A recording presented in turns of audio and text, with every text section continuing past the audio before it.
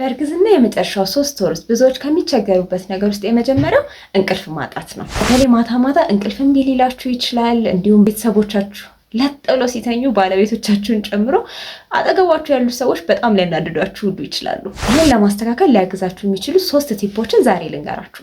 የመጀመሪያው በምትተኙበት ጊዜ በተቻለ መጠን የሚመች አይነት አተኛኘት ለመተኛት ሞክሩ።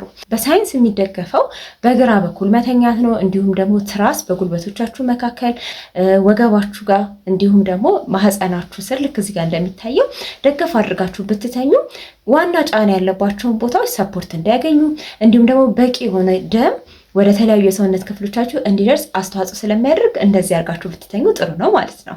ሁለተኛው ከመተኛታችሁ በፊት ስልካችሁን አትጠቀሙ።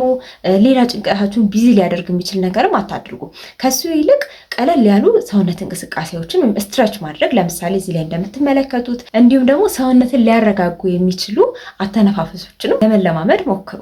ሶስተኛ በምትተኙበት ጊዜ በተቻለ መጠን ክፍሉ ምቹ እንዲሆን ለማድረግ ሞክሩ። በጣም ሞቃት ልብስ አትልበሱ። ክፍሉን በጣም ሞቃት እንዲሆን አታድርጉ።